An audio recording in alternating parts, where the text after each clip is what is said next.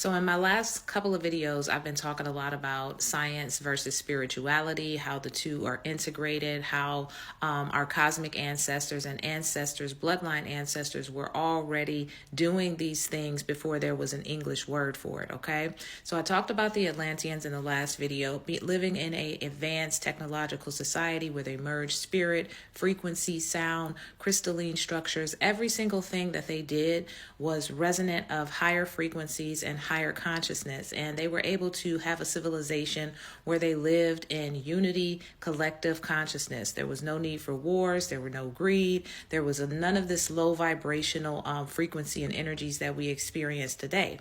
Now there's a reason that I bring this up, and I'm actually going to go over that in this next clip, but I wanted to address a few things first.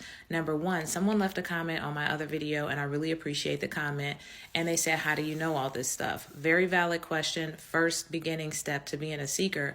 And I'm going to say it like I always say, always do your own research. This information is readily available. Some information out there you may have to kind of cipher through to see what resonates with your spirit. As you begin to start to seek these things, you'll start to activate codes inside of yourself. You'll start to activate things that are resonant with you, your DNA, your bloodline, your lineage, okay? So go ahead, don't cheat yourself on the work. Go ahead and do your own research. See how mine stacks up with what it is that you're learning and what you're finding out. And that's how it begins. And then also, if you want to go further into that, I'm having a class on Wednesday, November the 19th at 7:30 p.m. Eastern. Check out the link in my bio.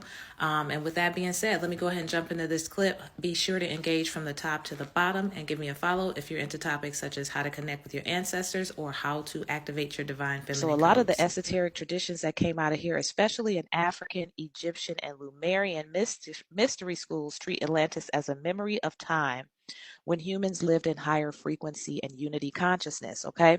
Not to laugh and make fun of it, but this is the kind of stuff, me being a seeker, that makes me say, well, how the hell did we get from that to this? So now we're in the age of Aquarius, which the veil is being lifted for a lot of people. We've talked about that a lot.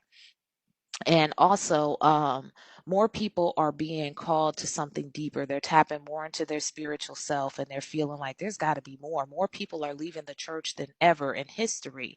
A lot of people deconstructing Christianity and the programming that had on them. You even have people questioning the patriarchal construct. The divine feminine are rising and activating their codes. I mean, the whole planet is going through an entire reset. And if you look at it, it's going into the direction of higher consciousness.